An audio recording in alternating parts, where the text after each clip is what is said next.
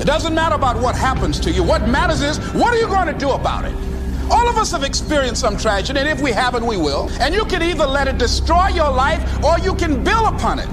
You can permit it to let it hold you down, or you can decide, I'm not going to let that happen to me. I'm bigger than this.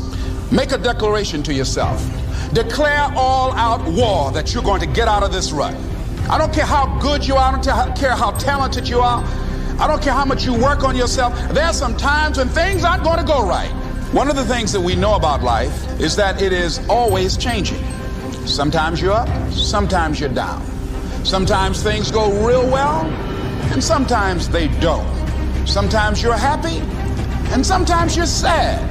Now that's that thing called life. And when we begin to understand and know that, accepting that reality that we will never ever have things just on an even keel all the time, that you're going to have some ups and you're going to have some downs. But during those down moments, that's where the growth takes place. That's where the work is. Anybody can feel good when they have their health, their bills are paid, they have happy relationships, business is successful. Anybody could be positive then. Anybody can have a larger vision then. Anybody can have faith under those kinds of circumstances. See, but the real challenge of growth, mentally, emotionally, and spiritually, comes when you get knocked down.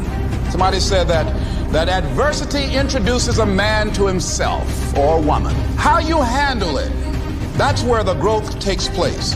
Evaluate where you are. Look at it, assess yourself. Assess yourself and assess the situation. What brought you there? What role did you play? All of us are self-made, but only the successful will admit it. What has brought you to this point? What did you learn from it? Are you learning anything, or are you doing it over and over and over again? Somebody said that insanity is doing the same thing in the same way, expecting a different outcome. Are you going through it, or are you growing through it? Are you bigger and better because of it? Because it's not going to leave you until you grow through it. Sometimes your life will be in a slump, just like sports. Some of the best shooters can't hit baskets different times in games. They get in a slump. Do they sit on the sideline and say, I just didn't hit a basket today? No, they continue to execute.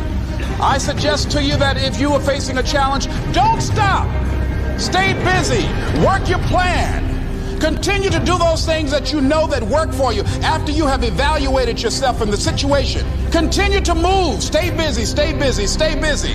Sometimes you have to just back up and go within yourself. A bow and arrow, you can't take a bow and just push it out an arrow. You just can't push the arrow out. You have to pull it back and then release it.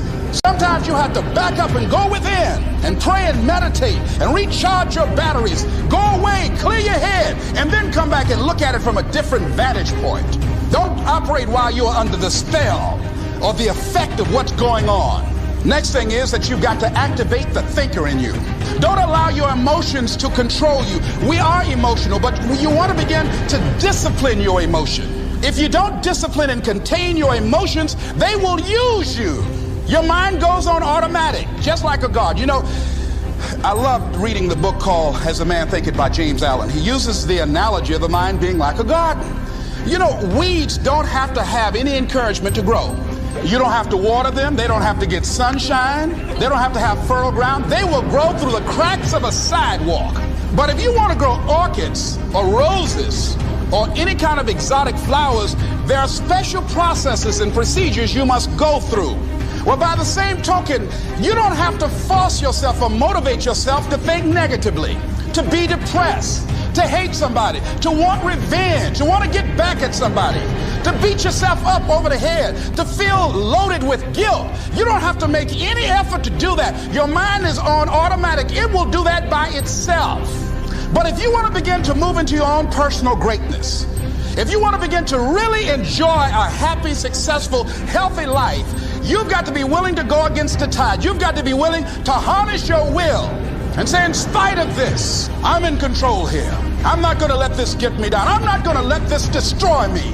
I'm coming back, and I'll be stronger and better because of it. You have got to make a declaration that this is what you stand for. You're standing up for your dreams. You're standing up for peace of mind. You're standing up for health. You want it, and you're going to go all out to have it. It's not going to be easy.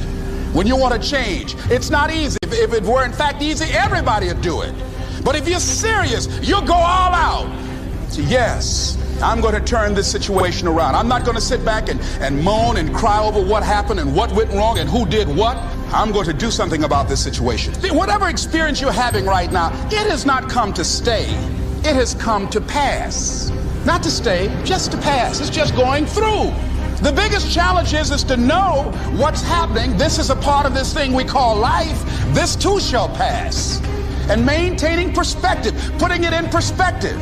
See, a lot of us, because of our limited vision of ourselves, a lot of us who begin to focus on problems and enable them to overwhelm us, we begin to think that we have no options. We begin to believe that there's no way out. Take full responsibility for your life. Accept where you are and the responsibility that you're going to take yourself where you want to go. Someone said we have two primary choices in life. We can either accept conditions as they exist, or we can take the responsibility to change them. See, a lot of people want to exempt themselves from taking responsibility. All they want to do is talk about the problem. Every time you see them, they'll tell you their story over and over and over and over again. No. You want to take responsibility for your life. I got me here, I can get me out of this. And I'm getting out. I'm not going to be a volunteer victim. The people that get along in this life look around for the circumstances that they want, and if they can't find them, they make them. They create them.